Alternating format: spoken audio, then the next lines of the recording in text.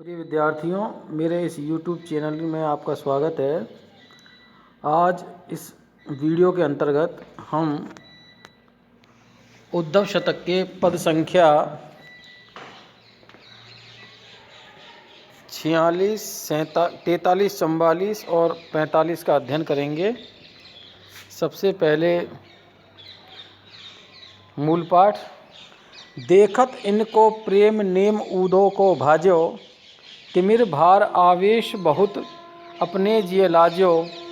मन में कही रज पाए को ले माथे निज धार, परम किथारथ वह रहो त्रिभुवन आनंद वार वंदना जोगिए। उद्धव जी जो हैं, जब उन्होंने गोपिकाओं की मनोदशा को समझा और ये जाना कि गोपिकाएं कहीं ना कहीं मुझसे भी अधिक ज्ञानवान हैं और वो ईश्वर के उस वास्तविक रूप को समझने वाली हैं, तो उनकी उस प्रेम भावना को देख करके उनके मन में जो एक अहंकार था कि वो परम ज्ञानी हैं, वो अहंकार दूर हो गया और वह इस बात को समझने लगे, विचारने लगे कि मैं इन गोपिकाओं को किस प्रकार से अपने अनुकूल कर सकता हूँ, जिससे मैं इनके इस प्रेम मूलक जो भक्ति है इसको समझ सकूं। कि देखत इनको प्रेम, गोपिकाओं के उस प्रेम को देख करके नेम ऊदो को भाजो। उद्धव का जो नियम था, जिस नियम को लेकर के वो वहाँ से चले थे कि मैं गोपिकाओं को ज्ञान वैराग्य की शिक्षा दूंगा और ईश्वर के निर्गुण निराकार रूप को समझाऊंगा,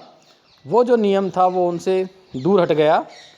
तिमिर भार आवेश बहुत अपने जिय लाज्यो, और उनके मन में जो तिमिर यानी अंधकार, जो ज्ञान का प्रकाश होता है, इसके स्थान पर जो ज्ञान से उत्पन्न, अति ज्ञान से उत्पन्न जो उनके हृदय में जो अंधकार था, वह अंधकार दूर भाग गया और उन्हें अपने हृदय में बहुत अधिक लज्जा का अनुभव हुआ। मन में कहे रज पाए को, और मन में विचार करने लगे कि मैं ये जो गोपिकाएं हैं, इन गोपिकाओं की चरण धूलि को लेकर के यदि मैं अपने मस्तक पर लगाता हूँ तो परम कृतार्थ वह रहो, तो मेरा कृतार्थ हो जाऊँगा, मैं, मेरा कल्याण हो जाएगा। और इस प्रकार से उस रज को लगाने के उपरांत मुझे तीनों भुवन, तीनों लोकों जो हैं आनंदवारी, उसके परम सुख से मैं को प्राप्त कर सकूँगा। तो ऐसा कहते हुए वो कह रहे हैं कि वंदना जोग्य, कि ये जो गोपिकाएं हैं, ये गोपिकाएं तो वंदना के योग्य हैं, क्योंकि ये इतनी पवित्र हैं, इनका प्रेम इतना उत्कृष्ट कोटि का है कि इस उत्कृष्ट कोटि के प्रेम को प्राप्त करके निश्चय ही मेरा भला हो जाएगा। अगला जो पद है कि कबहू कहे गुण गाय श्याम के इन्हें रिझाऊं, प्रेम भक्ति लो भले श्याम सुंदर की पाऊं, जी की विधि ये रीजिए सो हो करो उपाय, जाते मोमन शुद्ध होई दुविधा ज्ञान मिटाए, पाए रस प्रेम को। इस पद के अंतर्गत वो कह रहे हैं कि अब उनका विचार इस बात के लिए बना कि मैं किसी न किसी प्रकार से इन गोपिकाओं को रिझा करके उस ईश्वर के मैं प्राप्त कर सकूंगा, जो प्रेम मूलक है, जो प्रेम से ही प्राप्त किया जा सकता है। कि कबहू कहे, कभी कहने लगे, गुण गाय श्याम के इन्हें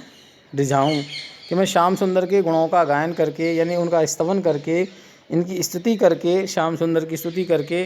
इनको रिझाऊं, इनको प्रसन्न करूं, क्योंकि ये श्याम सुंदर के गुणों पर ही रीझने वाली हैं। प्रेम भक्ति तो भले श्याम सुंदर की पाऊं, यदि मैं ऐसा करता हूं तो मुझे निश्चय ही श्याम सुंदर भगवान अर्थात कृष्ण की प्रेम रूपी जो भक्ति है वो मुझे प्राप्त हो सकेगी। जी की विधि ये रीजिए, जिस किसी विधि से ये गोपिकाएं रीझ जाएंगी, खुश हो जाएंगी, सो हो करो उपाय, मैं उन सभी प्रकार के उपायों को करने के लिए उद्धत हूँ, तैयार हूँ, क्योंकि जाते मोह मन शुद्ध है, क्योंकि ऐसा करने से मेरा मन शुद्ध हो जाएगा और मेरे मन के अंदर जो दुविधा की स्थिति है वो दुविधा ज्ञान मिटाए। जो ज्ञान से उत्पन्न जो दुविधा है, जिसने मुझे इस दुविधा में डाल रखा है कि जो भगवान कृष्ण है उनको केवल ज्ञान से ही प्राप्त किया जा सकता है, ये ज्ञान की जो दुविधा है ये नष्ट हो जाएगी और पाए रस प्रेम को। और ये किससे दूर होगी? उस प्रेम रूपी रस को प्राप्त करके ये जो दुविधा है, ये दुविधा मेरी हमेशा के लिए दूर हो जाएगी और मैं भगवान को प्राप्त कर सकूँगा। ताई छिन एक भवन कहते उड़ आयो, और ब्रज बनता के पुंज माज गुंजत छवि छायो। बैठो चाहे पाए पर अरुण कमल दल जान, सोमन ऊदो को मनो प्रथम प्रगट्यो आन मधुप को वेश धरी। इस पद के अंतर्गत जब ये सभी बातें उद्धव जी सोच रहे थे अपने मन में, तभी गोपिकाओं के पास एक भ्रमर उड़ता हुआ चला आता है और उनके पैरों को अरुण कमल जान करके, क्योंकि गोपिकाएं जो हैं वो पद्मगंधा नायिका हैं और उनसे कमल की खुशबू जो आ रही थी उससे ही भ्रमित होकर के वे भंवरा उनके पैरों की ओर लपकता है और उनको ये जान करके कि इनके पैर नहीं बल्कि लाल कमल हैं उन पर बैठना चाहता है। तो एक उत्प्रेक्षा जो है वह उत्प्रेक्षा की है कवि ने कि ऐसा लगता है मानो ये कमल ना हो, पैर ना हो बल्कि कमल हों। और दूसरी ओर एक उत्प्रेक्षा जो है वह गोपिकाएं कर रही हैं कि ऐसा लगता है जैसे उद्धव जी का जो मन है वो साक्षात रूप में उस भ्रमर के रूप में उपस्थित हो गया हो। तो ताई छिन एक भंवर कहूँते उड़ आयो, उसी समय एक भंवरा कहीं से उड़ता हुआ चला आया और ब्रज वनिता के पुंज माज, उन ब्रज की वनिताएं जो है, ब्रज की गोपिकाएं हैं, उनके समूह के बीच में उपस्थित होकर के गुंजत छवि छायो, और वहाँ गुनगुनाने लगा और बहुत ही शोभायमान होने लगा। बैठो चाहे पाँव पर, और उनके पैरों पर उनके चरणों पर बैठने के लिए उद्यत हुआ। अरुण कमल दल जाने, लाल कमल के दल यानी पंखुड़ियाँ समझ करके भ्रमित होकर के उनके पैरों पर वह बैठने लगा। सो मन ऊदो को मनो प्रथम ही प्रगट्यो आने। तो गोपिकाएं एक उत्प्रेक्षा करती हैं, एक कल्पना करती हैं कि ऐसा लगता है मानो उद्धव जी का जो मन है वह मन ही साक्षात रूप में उपस्थित हो गया हो, क्या मधुप को वेश धरी, उस भौरे का वेश धारण करके। तो ये जो उत्प्रेक्षा है ये कवि ने की है, बहुत उत्कृष्ट कोटि की उत्प्रेक्षा है और इसके द्वारा उसने ये स्थापित करने का प्रयास किया है भ्रमर के माध्यम से कि अब पैरों की ओर लपकना अर्थात शरणागत होना, अपने हार मान लेना। तो कहीं ना कहीं जो